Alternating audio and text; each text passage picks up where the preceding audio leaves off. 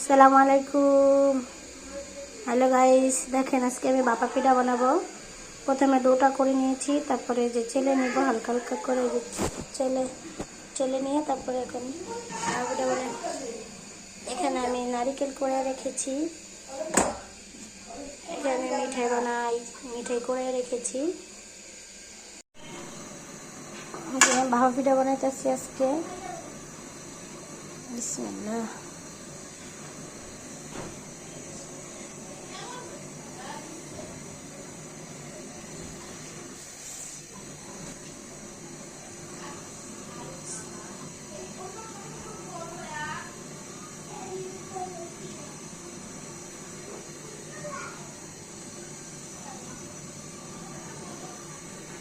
এই দেখেন আমি ভাপা পিঠা বানিয়ে এখন এটা নামাই নিচ্ছি। কে কেমন বানান জানি না, আমি আবার এইভাবেই বানাই।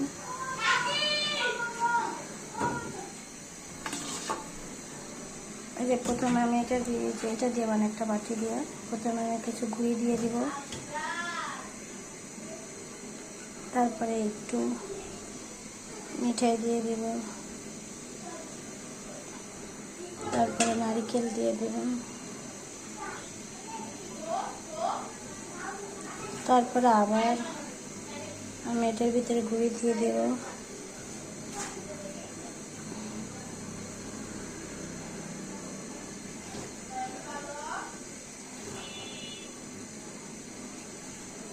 তারপর আবার একটু মিঠাই দিয়ে দেবো, মানে আমি 2 লেয়ারে পিঠাটা বানাচ্ছি।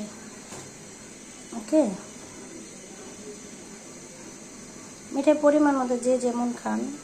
মিঠাইটা আমি প্রথমে যে কুচিয়ে নিচ্ছি, যেটা দিয়ে যে আপনার কি বলে আপনারা ওটাকে কুচায়, যেমন অনেকে পেয়ারা কুচিয়ে খায়, আম কুচিয়ে বানিয়ে খায়, ওই কুচানি দিয়ে মেশিনটা দিয়ে আমি কুচিয়ে নিচ্ছি মিঠাইটা।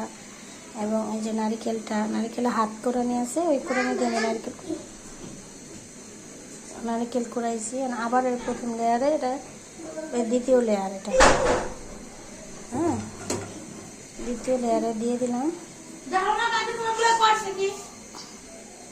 আবার এটার ভিতরে আমি এই যে গুঁড়ি দিয়ে দিব, দিয়ে আমি এটা ঢেকে দিব।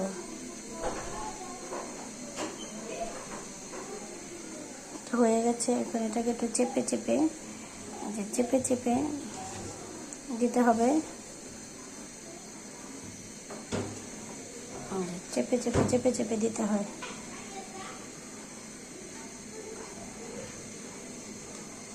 একটু বেশি মিঠাই খাই এবং নারিকেল দিয়ে পছন্দ করি, এই জন্য আমি বেশি করে দিই নারিকেল, গুড়।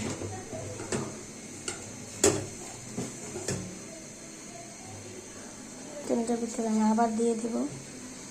এখন আমি ঘুরে এগুলো দিয়ে এখন আমার এটা হয়ে গেছে পারফেক্টলি। এখন এটা দিয়ে যে একটা মসুরি দানা দিয়ে আমি এটা বেঁধে, দেখেন আমি বেঁধে এটা দিয়ে দিয়েছি। দিয়ে দেওয়ার পরে এখন এই বাটিটা আমি নামিয়ে নেব। হালকা করে একটু টাচ করতে হয়, তাহলে সহজেই বাটিটা বের হয়ে আসবে ইনশাল্লাহ। বিসমিল্লাহ। একটা পিঠা দিয়ে দিলাম।